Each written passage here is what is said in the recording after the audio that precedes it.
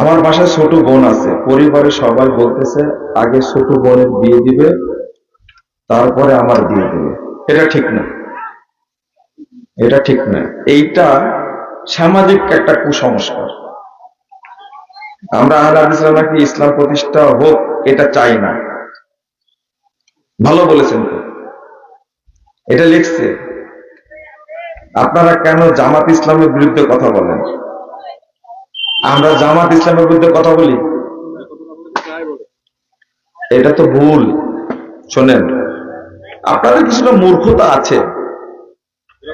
আমরা সবার বিরুদ্ধে কথা বলি, এক গতিতে পড়ে গেলে কোনো উপায় নাই।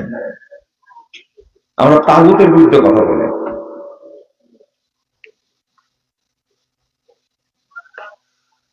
একজন অতিথি বলেছেন রাসূলকে সৃষ্টি না করলে আল্লাহ কিছুই সৃষ্টি করতেন না, তাই না? পৃথিবী সৃষ্টি করতেন না। এগুলো মূর্খ মানুষ জানে না।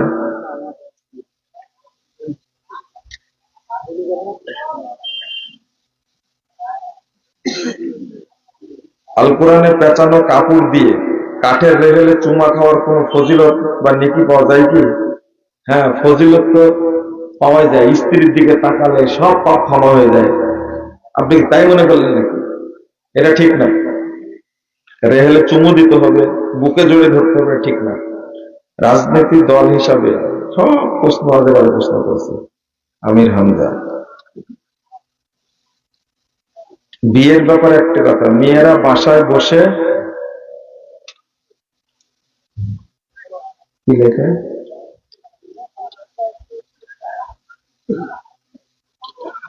বোঝা যায় না। অ্যামাজন হালাল নাকি হারাম?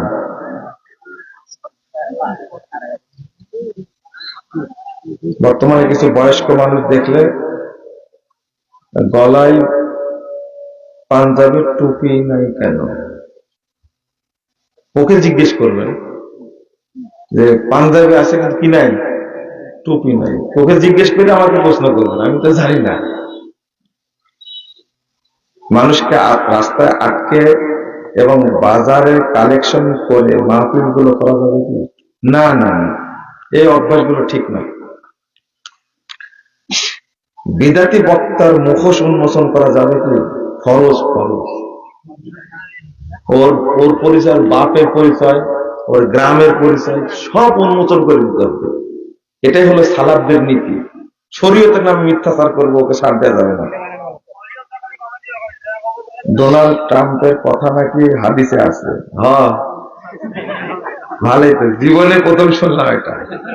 ওই ভাইরাস বক্তাদের কথা শুনে কানের মধ্যে পেশাব নিয়ে আসছেন শয়তানের, তাহলে তো শুনবেন এইগুলো। আমি বলি এই ভাইরাস বক্তাদের ওয়াজ শোনা যাবে না। শোনেন, আমি একটা দিন বেদাতি বক্তা যদি বুঝেন, শোনেন, মোবাইল আপনার হাতে আছে, দেখি কি বলে, বুঝেন কথা, দেখি কি বলে, এই ক্লিক করলে, এইভাবে টাচ করলে জেনা করার চেয়ে বড় অপরাধ হবে, পাপ হবে। বুঝেন না মনে, তাই না? দেখি কি বলে, এই ক্লিক করলে শোনার আগেই পাপ হবে কত? জেনা করার চেয়ে বড় পাপ হবে। এরা এত বড় ভয়ানক। আর আপনি বক্তব্য শুনে কানের পেশাব, কানের মধ্যে শয়তানের পেশাব এসে পড়তে বলতেন আপনি। ক্লাসে পড়া না পড়িয়ে মাস শেষে বেতন নিলে সে টাকাকে হালাল হবে? আপনি বলেন তো হালাল কিনা? আপনার কাজ দিল, কাজ করলেন না, বেতন ঠিকই খেলে, এটা হালাল না হারাম বলেন? এটা আপনিও জানেন হারাম।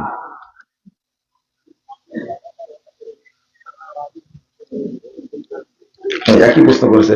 শুকরিয়া, জাযাকুমুল্লাহ খায়রান। বোঝা গেল আপনারা অনেক জানেন, জানার জন্য কোনো প্রশ্ন করেননি। সুবহানাকাল্লাহুম্মা ওয়া বিহামদিকা আশহাদু আল্লা ইলাহা ইল্লা আনতা আস্তাগফিরুকা ওয়া আতুবু ইলাইক। আসসালামু আলাইকুম ওয়া রাহমাতুল্লাহ।